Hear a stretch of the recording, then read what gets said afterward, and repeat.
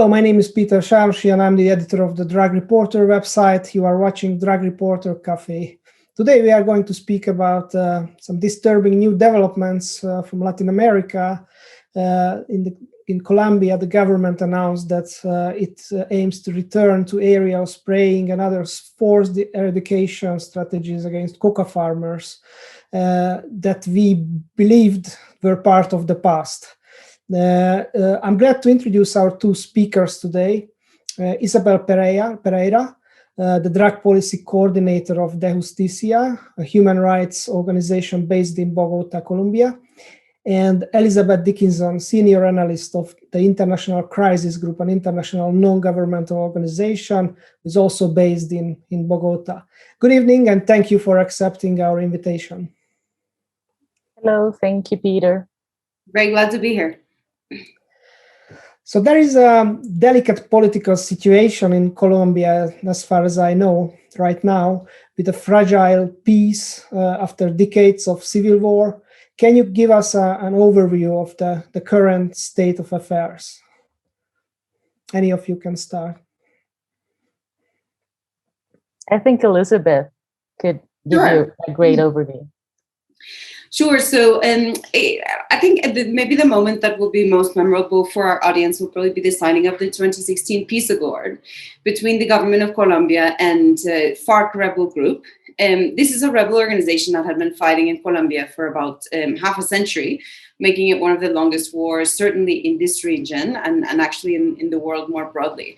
So this peace agreement, it was really remarkable because it was quite comprehensive. So it wasn't just a peace agreement that dealt with the specific issues of reintegrating the former rebels and sort of coming to a specific settlement with them, but rather it sought to address a number of the underlying issues in Colombia, for example, land inequality, differences between urban and rural areas, access to government services, access to political participation. All of those issues were included in the accord, and it really offered a moment of hope that peace could be truly consolidated after many years of conflict. What we have unfortunately seen since the signing of the accord, well, actually, I should say first that immediately after the signing of the accord, there was this incredible moment when violence significantly reduced. So specifically moments of violence or types of violence, modalities of violence that we would associate with the conflict, such as selective killings, massacres, forced displacement. These types of events significantly reduced immediately after the signing of the accord. I would say from 2017 and particularly accelerating into the current moment, however, all of those indicators of conflict violence have started to tick up once more. And this really raises the concern that unfortunately, because the implementation of the accord has been slow, because there's a very challenging environment, territories that are very dispersed and hard to extend government services to. This is not an easy problem to solve. Unfortunately, other armed groups have taken advantage of the vacuum that was left behind by the demobilization of the FARC to capture these areas, capture them in terms of territorial control, capture them in terms of illicit markets, but also legal markets. I think something we have to understand is that the control of armed groups in Colombia is not only about illegal markets, but also about extortion and social control, and really creating a sort of holistic model of imposing their control over an area. So the current moment where we are today is unfortunately with a number of very negative pointing trends in terms of peace.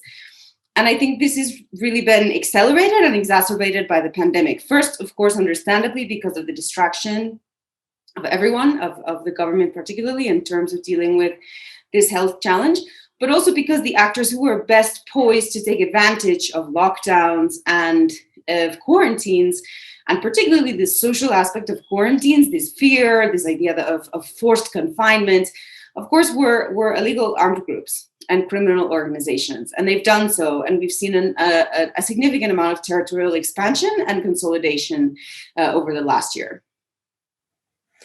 And to add to that, just briefly, that the uniqueness that Elizabeth was speaking of this peace agreement in the sense that it was so comprehensive. In particular, chapter 4, it's called Solution to the Illicit Drug Problem.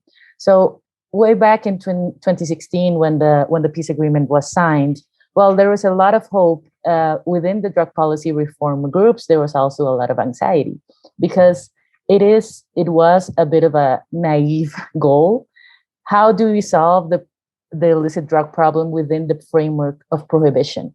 So, and that has its ways of developing itself and being worsened by the fact that the current government has not supported the substitution programs as one would have expected. So there was this bit of anxiety when how do you make peace with drugs in a sense that we're still in the framework of prohibition and there are so many incentives for parallel economies to run against peace building. Can you talk a little bit about the coca economy in Colombia? Like what regions are affected? How many people are affected? How many coca is grown in the country? So basically, the trends in the recent years are that the regions that have had coca have had permanence of 10 plus years of having presence of illicit crops.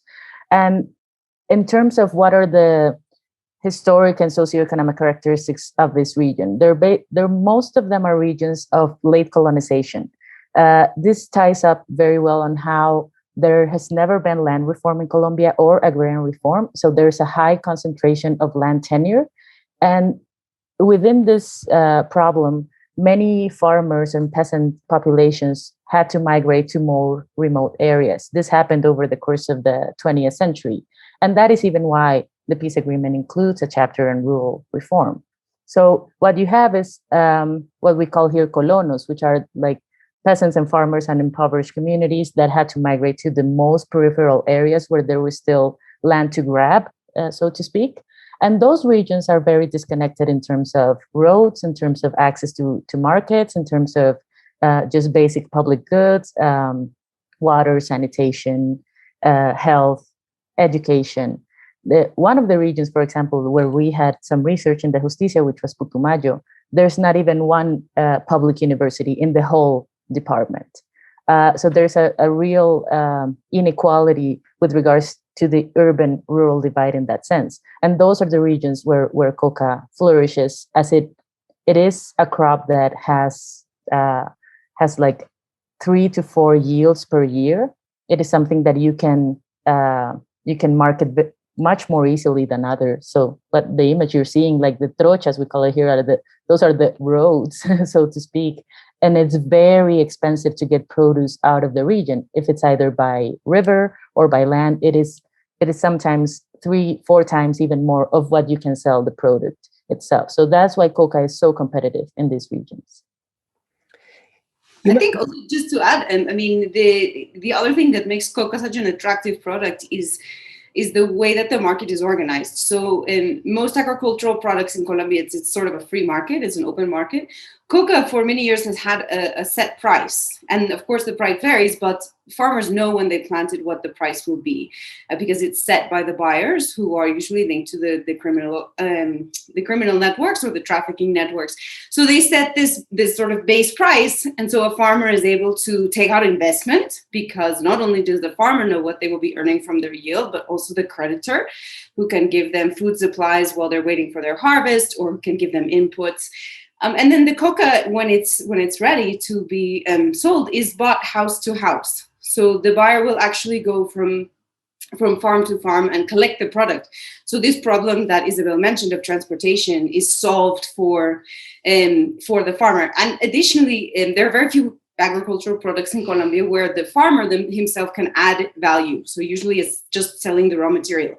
In the case of coca, a significant number, I think the estimate from the UNODC is about half of the farmers who grow coca refine that coca into what's called base paste, which means that they can sell it at an even higher price and sort of increase the margin.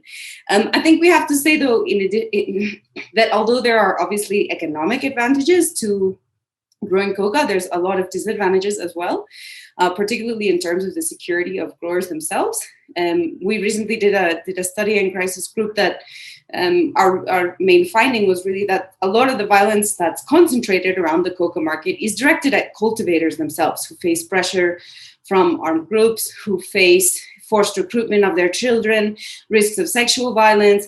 All of these threats really have made many families seeking a way out of the crop. So at the signing of the peace accord, the estimate was that there were 215,000 families growing coca. So we're talking about 1 million people, roughly, more or less, which if you look at the rural agricultural population is a very significant portion. It could be something like a quarter or a third of rural farmers, particularly in smallhold farms that are growing coca.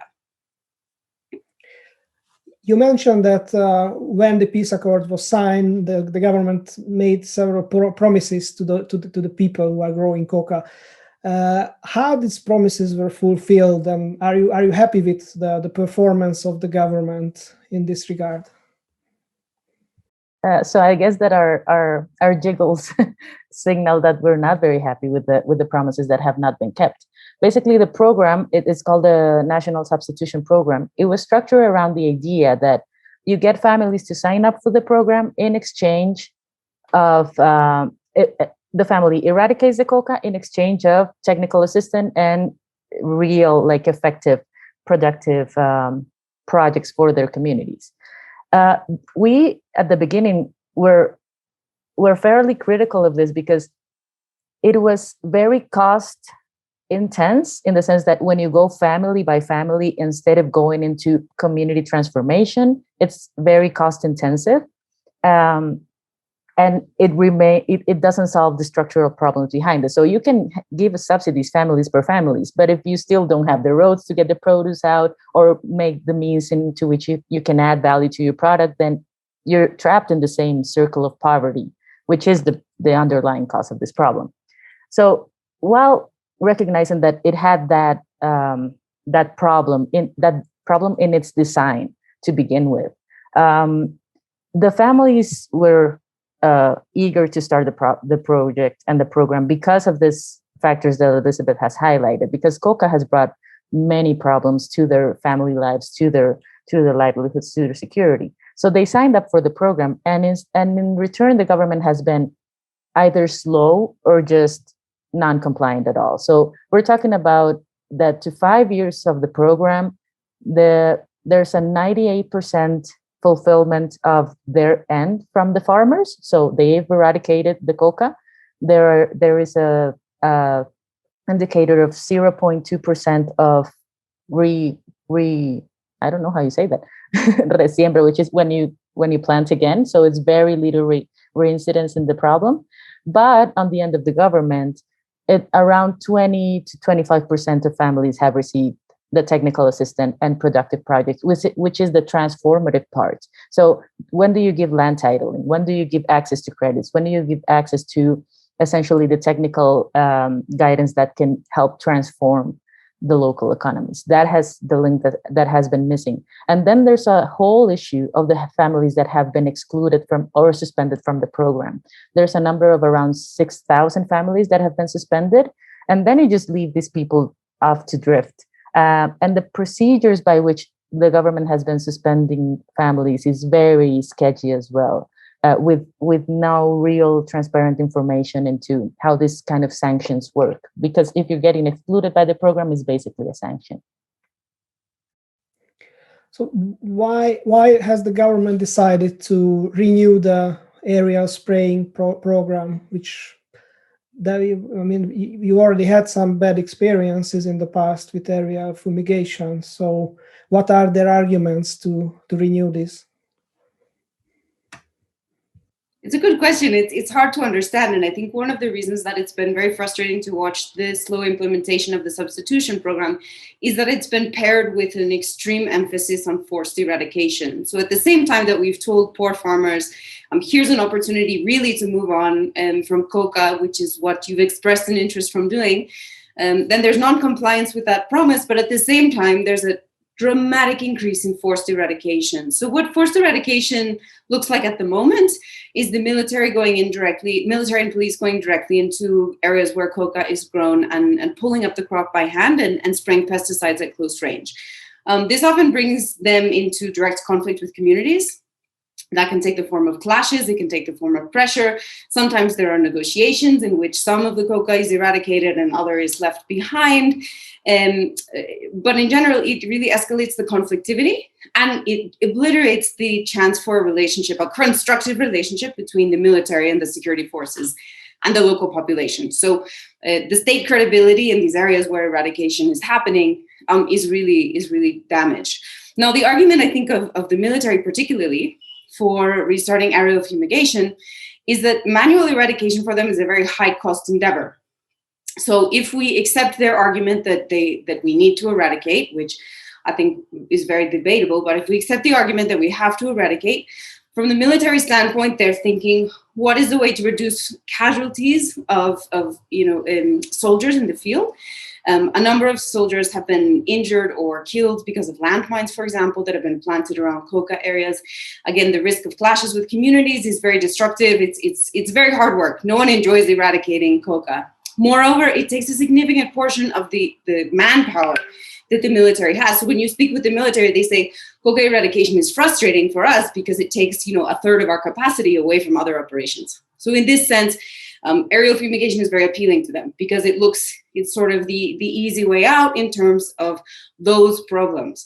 I think the real challenge here is that if we think about the impact of eradication on a community's relationship with the state, it's conflictual. It brings them directly into conflict with the state. And this is the only state that they've ever known, right? So it's not that there are schools and public services in these areas that they can think, okay, well, my government's doing this for me at least. Even so, I understand maybe they're going to eradicate this crop because it's illegal. They've never seen those positive parts of the state. They've only seen this destructive, someone literally ripping up their livelihood. So fumigation sort of takes that to the next level. Why? Because it's often not only coca farmers, but all farmers in the area who can be affected. Fumigation, they can say it's quite precise, but look, what it is it's chemicals coming out of an airplane. The pictures that you've seen on the screen are clear. There's wind, there are crops that are planted very close to each other. So it's not only coca that is affected. So what you're doing with the fumigation is essentially alienating large parts of rural Colombia that frankly were already predisposed to distrust the state. So that, I think, from a sort of conflict or social perspective, I think that would be my main concern. There are also environmental issues, and probably Isabel has much more to add here as well.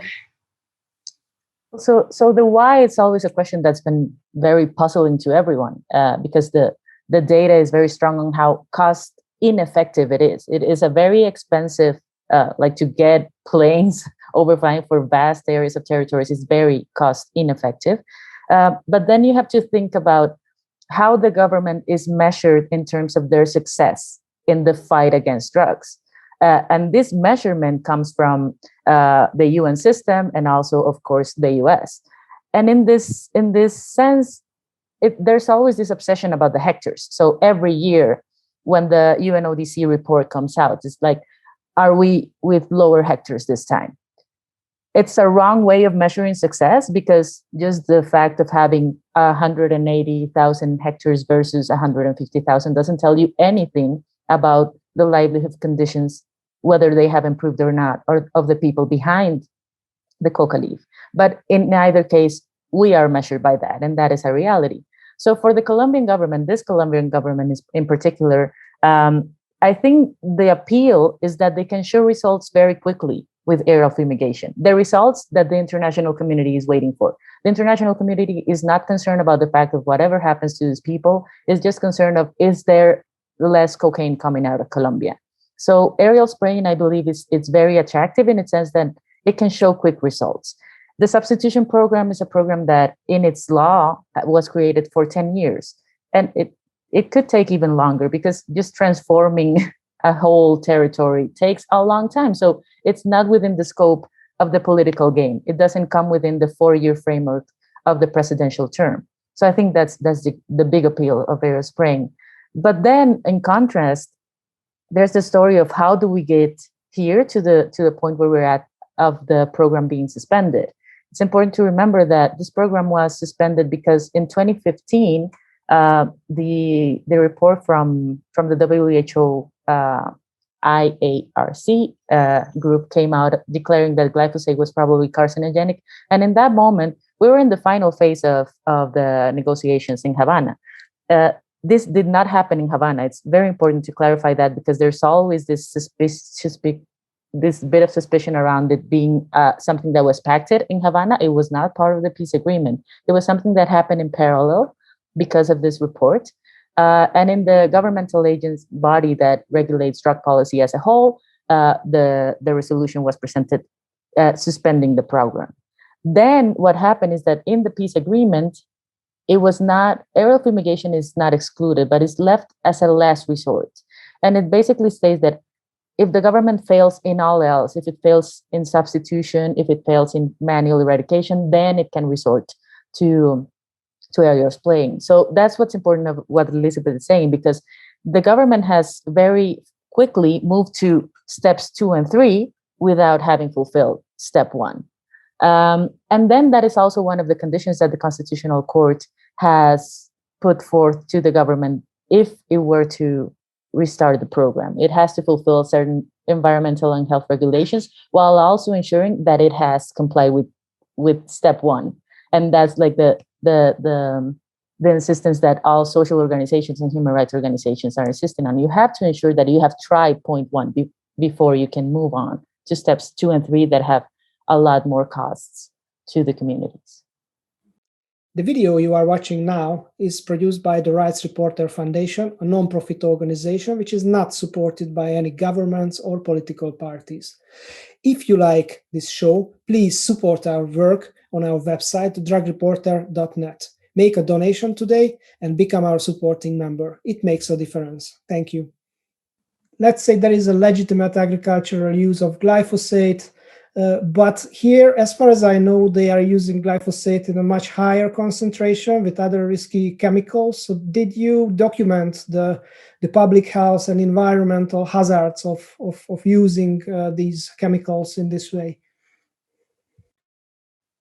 We're trying to with the limitations of information, because it's also important to know that the government has not been really transparent of what their health risk plans are or the environmental risk plans are. But basically, when the program was operating in the 19th and early thousands, and that's the data we have. So the concentration was 10 times higher than in agriculture, in commercial agriculture. It also used a mix. So it's an additive that makes glyphosate stick more to the leaves.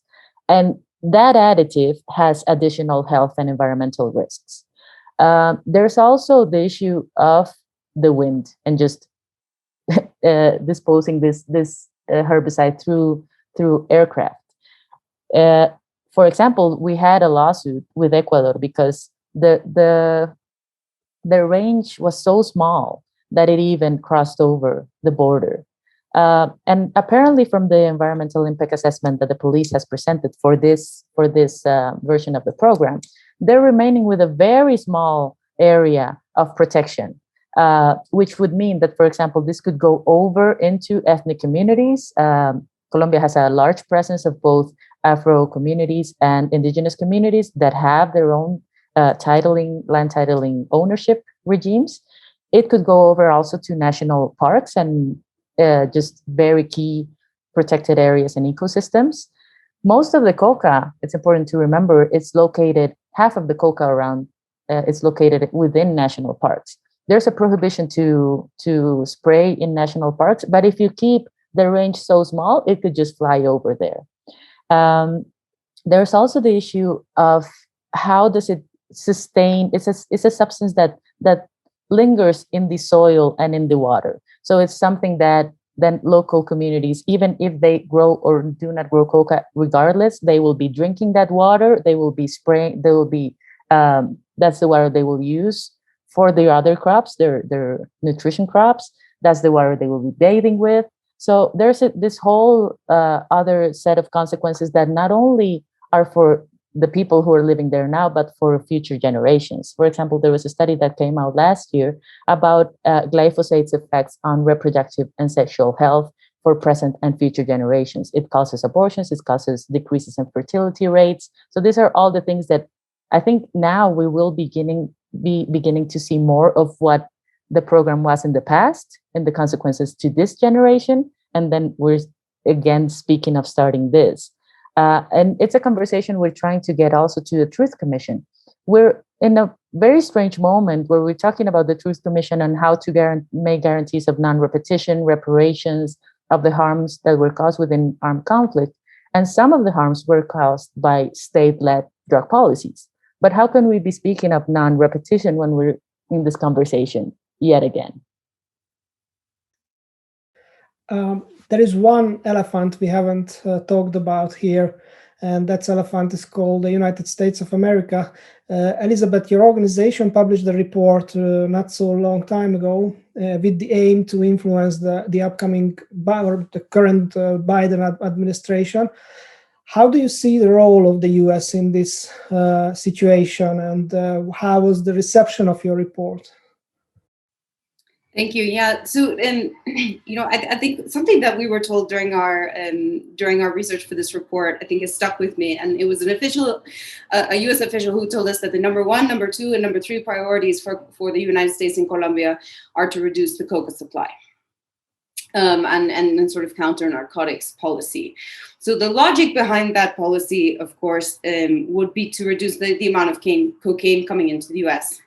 But as Isabel mentioned, I think what we found over many years of documenting this is that eradication actually doesn't necessarily impact the amount of cocaine coming into the US. And last year, for example, there was a decrease in the number of hectares grown, but an increase in the amount of cocaine that was produced. So efficiencies in the process, new ways of getting the product in and out, they've all evaded, this policy. And meanwhile, the policy has left these long-lasting and damaging effects here in Colombia. So the new administration, the Biden administration, has so far given very few clues about how or if they might change that policy. I think we have to be realistic and understand that certainly there will be a component of counter-narcotics policy that's prioritized, and that it will have to be sort of a part of the equation. But the question is how, and the question is in combination with what. I think what we've started to see in terms of a change in rhetoric is a much greater emphasis from the United States on implementing the peace agreement and making some of the structural changes that in the long term could reduce the amount of coca that's grown by making other legal markets more accessible and more sustainable, really, in the countryside. Simultaneously, I think the Biden administration has acknowledged two key things that in the past were not really on the table. The first is that cocaine is no longer really the primary drug problem in the US. It's opioids, right? So in some ways, the emphasis of this policy is misplaced in terms of the actual impact for Americans. The administration recently came out with a policy or a statement about sort of where it would prioritize, and there were only 2 or 3 lines at all about coca in the whole policy statement. So that's telling, because they've understood that the problem has shifted. The second sort of change, I think that's important that they've acknowledged, is the importance of shifting from a sort of hard-handed supply control regime towards a harm reduction regime in terms of providing more public health measures within the US, dealing with the problem socially within the US, as a way to sort of pair this with, of course, policy abroad. The key statement here, too, is to ensure that what counter-narcotics policy does take place doesn't undermine the other key goal for the US government in Colombia, which is really long-term stability. It's in the US government's interest that the peace accord function, that it take hold, that really there can be this sort of sustainable state presence in rural areas, that there's, that the conflict in the long term can end.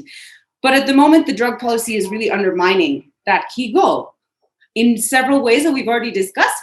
And just to add one more, which is that the counter-narcotics policy and the emphasis only on supply really puts the Colombian state in a position where it's very hard to form a constructive relationship with rural areas, because they have this punitive policy that has to come first. The last thing I think to say about this is, of course, the US is a big factor in Colombian counter-narcotics policy. But the Colombian government itself is also a big factor. And there are a lot of real believers in the Colombian government that eradication must happen, that eradication does work, and that fumigation is an imperative. So the line from this government is that where there's more coca, there's less peace. And they've made this argument that there's this direct link between the violence that the country is experiencing and narco trafficking, and hence the only way to reduce violence is to combat narco trafficking. I think what we've discussed today and other findings, our report, for example, demonstrate that in many ways the opposite is true. In many ways, the eradication and the forced policy has exacerbated conflict in the countryside rather than decreasing it. And this is very clear if you look at the main places where conflict is concentrated at the moment. Then, of course, there is some geographic coincidence with where coca is grown, but there's a much stronger geographic coincidence with where there are very strong military operations, with where there is forced eradication, and where there's general conflictivity between various armed groups. So there are other factors, I think, that explain this much better. I think we all hope that in the months ahead, there can be sort of an open-mindedness in the US and also here in Colombia about how we could shift course. But it's still to see whether that will happen and what it would look like. Most people watching this show are from Europe, and in Europe we have a huge rise in cocaine use. Isabel, do you have a message to European policymakers and civil society how they can contribute to improving the situation in Colombia? I think it's important that as far as Europe has gone in incorporating the harm reduction model in terms of health, in terms of drug use, and just accepting that drug use is a reality that must be handled from a harm reduction perspective, invite you to think in that same way in terms of cultivation and production of drugs. It is a reality. We don't see a future even near or far into where coca is completely eradicated of Colombia. This will not happen. How can we approach this reality with the harm reduction model that has been so successful in many ways in Europe? And just think about creatively to withstand the reality with more humane approaches. Cocaine will be still flowing out of Colombia, flowing out of Peru, flowing out of Bolivia for many years to come. How do we just really forget about that issue and realize that the people behind this economy are striving for decent livelihoods? I really dislike this narrative that comes sometimes around cocaine use, where when you see like propaganda of the coca farmers and how they're putting gasoline into the cocaine you're using. Yes, that is happening. Most of the products we use are filled with toxics, legal or illegal. It's a matter of how to think more in more smart ways to ensure the health of the people who use cocaine and ensure the health and dignified living conditions of the people who make that cocaine available. That doesn't mean that you just condone illegality. And of course, the criminal organizations that are behind these networks are the ones that cause a lot of insecurity and a lot of harm. But then how can you ensure that, for example, donors to the peace agreement focus on directing their resources to where the resources are needed? We don't care about whether hectares go up and down. We care about whether socioeconomic conditions in these regions improve. And for example, if we move into measuring better our drug policies, how do we measure success? Is success just reducing hectares, or is success going into has access to education improved, has access to markets improved? That's when you can really see a shift. So making this conversation around smarter ways, and really inviting that harm reduction and its spirit, its legacy be transferred also into the production dimension. Do you foresee that in the future there will be a kind of regulated and legal coca economy in Latin America? There was a bill, it's still alive in Congress, but it has very small political chances. There's no environment for that here in Colombia, no political environment to to approve that bill, and for many reasons. That's just a whole other conversation, but also because we're a country that has a deep wound for narco trafficking. In the 80s, there were bombs exploding around a lot of urban areas, so people were just living in fear that just the building next door could explode at any moment. And there's a sense of a damage, of hurt, of pain, and you can understand why when you say to people, "Oh, let's regulate cocaine," it directly moves them into that set of fear and pain that brings back those memories. So there's a lot of healing around that I think it's not being fully addressed. Yes, we advocate for regulation of drugs, but in the case of Colombia, when you talk about regulation of cocaine, you really have to take into account the people that have suffered so much because of narco trafficking, because of very harmful state-led policies. And then let's just, for speculation's sake, imagine that, yes, we have the political space in Colombia and we signed the bill to regulate cocaine. We are not much of a user country. The drug use in Colombia is very, very small, very, very scarce. So as long as the countries that do have a significant drug using population, then if those countries do not regulate, we don't have even who to sell it to. And the illegal channels will be continuing to exist. It's something to strive for. And I think that the balance within drug policy reform groups here in Colombia is, how do we continue to advocate for regulation, but know that in the foreseeable future is not a political possibility. So how do we reduce the harms of prohibition with what we have? What do we know about the public opinion in Colombia? Is the majority in support of the planned restrictive or repressive government actions, including area of fumigation? I think that's changing. I think that, there is, of course, a big part of the population, or a sector of the political sphere that is very much in support of forced eradication and fumigation. But I think increasingly, since the peace accord, there's a growing awareness at a sort of popular level about the damage that these policies cause. I think it's much more out in the open now, and I think it's politically impossible to avoid. So something interesting, just, as example of the shift, this government has to respond now for targeted assassinations of community leaders and human rights defenders. For many governments in Colombia, that was not the case. They never had to politically respond to why that's happening. And so today, the fact that those manifestations of conflict are on the table, and they have an active constituency to advocate for a better policy, I think is really an important shift. And the same is true with policies towards eradication, towards drug use. I think, again, regulating cocaine, as Isabel said, is very far off, but I do think that there would be a stronger argument for doing things like regulating marijuana use, possibly reducing the criminal sentences for coca cultivation, not the refinement and the trafficking, but things like the actual growing of coca. So around the margins and around the edges, I think there's growing political space for some of the changes that we'd like to see. I think it's important for an external audience to understand that fumigation here is very controversial. And it seems like sort of an easy solution on the table, but politically here in Colombia, it would really, really escalate the conflictivity within the political environment.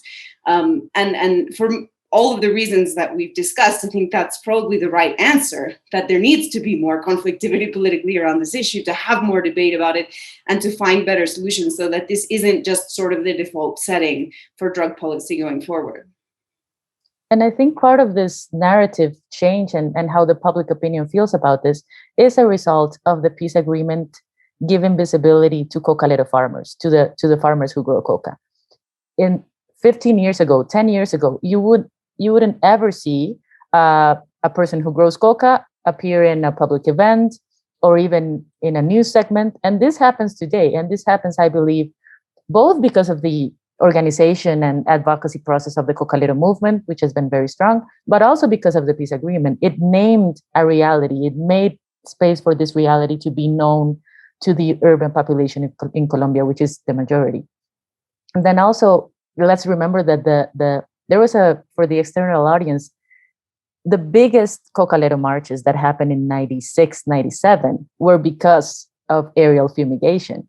Back then, the government's narrative was, these are just FARC guerrilla supporters, these are just narco farmers, narco whatever, just add narco to anything and you just stigmatize a whole population.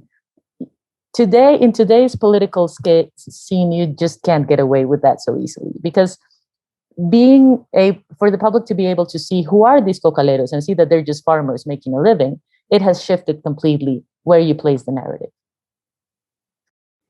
Okay, so before we finish our conversation, I'm asking you both, what are the next steps for civil society to do this in this situation, and if you have any concluding thoughts to share with us?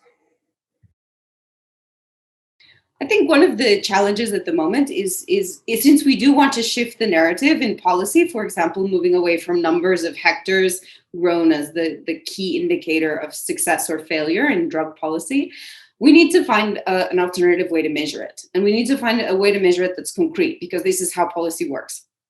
So it has to be something that can put a number on it, that you could bring to a meeting in the White House or here in Colombia in the Congress and say, look, we are making progress. So that could be, for example, the number of families who are involved in cultivation. That could be these socioeconomic indicators that Isabel was mentioned. It could be access to education. It could be access to tertiary roads in order to move products out of these zones. We have to find a way to quantify and alternative methods of measuring progress, because the allure of using hectares, because it's this sort of clear indicator in a market that is very opaque, the rest of the drug supply chain is extremely opaque. It's very hard for us to measure, how much is being trafficked through Central America, how much is entering the US. These things are very, very difficult to measure. So hectares is sort of the easy one. And we have to find an alternative solution that can enter the policy dynamic. And I think beyond that, it's really just visibilizing the fallout of these policies. And there's an opportunity, I think, civil society is already doing this to an enormous extent. They are at the forefront of this. I think there's an opportunity for us to take that narrative and translate it in a way to the international audience. What really is the sort of long-term consequence of these policies in Colombia, and what could it mean for the international audience? If the goal is to limit cocaine supply in the long term, what we're doing right now is not having an effect on that. It's not helping. And in fact, if anything, it's maybe undermining the stability of one of the main coca producing countries. So I think, again, translating those narratives from civil society in Colombia, where they're very active, into the international debate is really sort of the next step. Yeah, just in terms of takeaway for people watching, so civil society in Colombia is very organized around the massive strategic litigation that entails stopping aerial spraying from happening. But that's just a tiny bit of the issue. We can say no to this, but then what? No to this, but then what? What are we going to do? So what are we going to do is invite governments to really, and donors to fund the things that work. And this doesn't work. So, and then what? Then fund, for example, land titling has proven to be fairly successful in improving the socioeconomic indicators. Invite EU and other funders to the peace implementation to fund this type of initiatives. And just overall, also try to engage in the conversations around accountability. I think this is a conversation that is just starting of what I mentioned earlier around the Truth Commission. How do we ensure accountability for the things that occurred within Colombia's armed conflict, that while it was a domestic conflict, it had a participation from the international community through funding specific counter-narcotics activities that were very much linked with war. How do we ensure accountability to the families that were affected by this type of activity, and ensure that they know who were the people behind those decisions, and ensure that we can have this sort of spaces for accountability, reconciliation, and just moving forward with something other than what has happened in the past. Isabel, Elizabeth, thank you so much for being with us, and I wish you luck with your struggle in Colombia. Thank you. Thank you all. It was fun to share with you today. Really enjoyed the conversation. Thank you. And thank you for those who are watching us online on Facebook. If you like Drug Reporter Café, please don't forget that we are a non-profit organization. Make a donation today. Thank you and goodbye.